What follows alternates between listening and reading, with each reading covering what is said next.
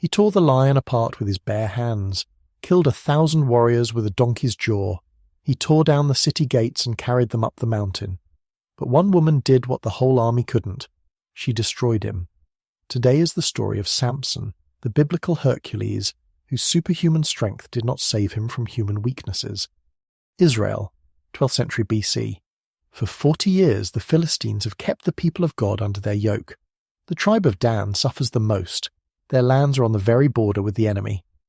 In the small town of Sora, Manoah lives with his wife. They are childless. In the ancient world this curse is worse than death. But one day an angel of the Lord comes to the woman of Manoah with incredible news. You will give birth to a son. He will be a Nazarene from his mother's womb, and will begin to save Israel from the Philistines. But remember, the razor must not touch his head. That will be his strength. A Nazarene is a person who has made a special vow to God. Such people did not drink wine, did not touch dead bodies, and never cut their hair. It was a sign of complete dedication to God.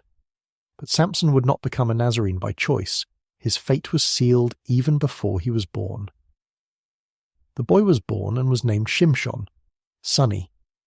He grew up amid the humiliation of his people, saw how the Israelites bowed their heads before the Philistine lords, and the flame of revenge was burning inside him. When Samson grew up, strange things started happening to him. The Spirit of the Lord descended upon him, and in those moments he gained superhuman strength. One day, going to the Philistine city of Timnath, he met a lion.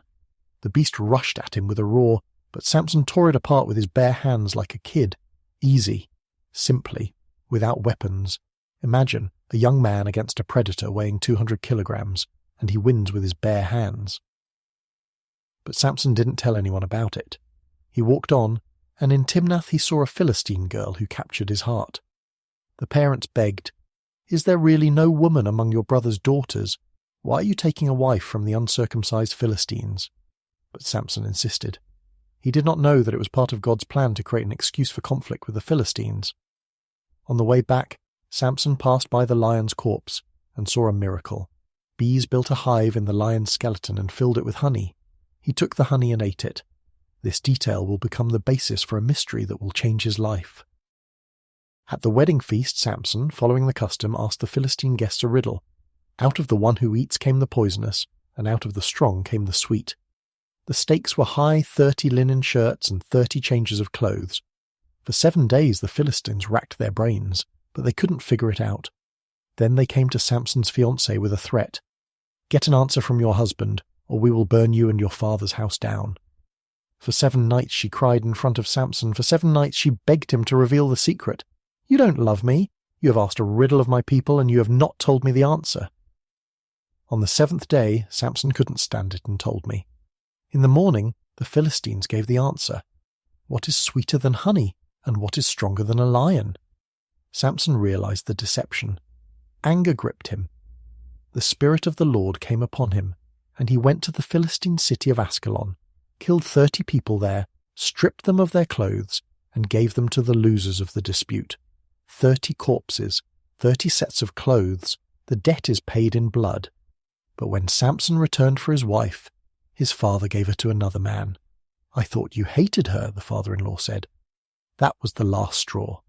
On the way back, Samson passed by the lion's corpse and saw a miracle.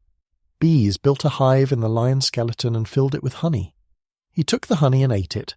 This detail will become the basis for a mystery that will change his life. Samson decided to take revenge so that the Philistines would remember. He caught 300 foxes, tied them by their tails in pairs, tied torches to their tails, and set them loose in the Philistine fields during harvest. The whole crop was burned. Vineyards, olive groves, everything turned to ashes.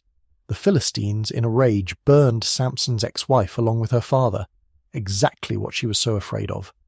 Samson retaliated once more. He beat their shins and thighs, literally tore them apart. Now the Philistines gathered an army and came to Judea to demand the extradition of Samson. 3,000 Jews, his own people, came to his mountain shelter. "What have you done? The Philistines have come to war because of you," and Samson agreed. "Tie me up and give me to them. Just promise me that you won't kill me yourself." They tied him with new ropes and brought him to the Philistine camp. The enemy shouted with joy, Finally, the terrorist was caught. But as they approached, an incredible thing happened. The Spirit of the Lord descended upon Samson. The ropes on his arms melted like flax from the fire. Samson grabbed the first thing that came to hand, a fresh donkey's jaw, and started killing. 1,000 Philistines fell by this ridiculous weapon. 1,000 warriors in armor with swords and spears against one man with an animal bone. Then Samson said, "With a donkey's jaw I struck a crowd, 2 crowds with a donkey's jaw, 1,000 men." For 20 years Samson judged Israel, terrifying the Philistines. He was invincible. One day the Philistines locked him up in the city of Gaza, thinking to catch him in the morning. But at midnight Samson got up, went to the city gates, tore them out along with the pillars, doors and bolts, put them on his shoulders and carried them to the top of the mountain opposite Hebron. The city gates of ancient times weighed tons. Samson carried them for miles. But every superhero has kryptonite. In Samson's case, it was women. He fell in love with a Philistine woman named Delilah from the valley of Sorek. The Philistine rulers came to her with a suggestion. "Find out what his great power is. Each of us will give you 1,100 silver coins." It was a huge sum, 11,000 silver pieces for betrayal. Delilah agreed. 3 times she asked Samson about the secret of his power, and 3 times he lied to her. "Bind me with 7 raw bowstrings, new ropes, weave my hair into a cloth." Each time the Philistines tried to grab him, and each time he easily escaped. But Delilah didn't give up. Day after day she pressed him. "How can you say I love you when your heart is not with me?" She tortured him to death mentally. And finally Samson broke down. He told her the whole truth. "The razor did not touch my head, because I am a Nazarene of God from my mother's womb. But if you cut my hair, my strength will depart from me." Delilah put him to sleep on her lap and called the man who cut 7 braids of his hair. Samson's strength left him. When the Philistines broke in, he tried to shake them off as before, but he couldn't. He did not know that the Lord had departed from him. The Philistines gouged out his eyes. They were chained in copper chains. He was thrown into prison, where he ground grain like a beast of burden. Israel's greatest hero has become a blind slave, an object of ridicule. But the hair started to grow back. The Philistines held a great festival in honor of their god Dagon. "Our god has delivered our enemy into our hands," they shouted. 3,000 people gathered in the temple. They brought Samson for entertainment to laugh at the blind hero. Samson asked the servant to place him between the 2 central pillars supporting the roof, and then, for the first time in a long time, he prayed, "Lord God, remember me and strengthen me only now, only once, O God, so that I may take revenge on the Philistines for my 2 eyes once." Samson clasped 2 pillars, one with his right hand and the other with his left, and said, "Die, my soul, with the Philistines." He pushed with all his strength. The pillars cracked, the temple collapsed. 3,000 Philistines died under the rubble, and Samson himself. The book of Judges ends his story with the words, "And there were dead whom he slew at his death, more than he slew in his life." Samson's story is the tragedy of a man who was given everything, but who squandered his gift on personal revenge and passion. He was a Nazarene dedicated to God, but he broke vow after vow. He touched a dead lion, feasted at weddings with wine, and got involved with pagan women. He had the power to destroy an army, but he couldn't defeat his own desires. He was chosen to save Israel, but he acted alone, for personal revenge, not for the sake of the people. And yet, at the very last moment, blind, humiliated, dying, he remembered God, and God answered.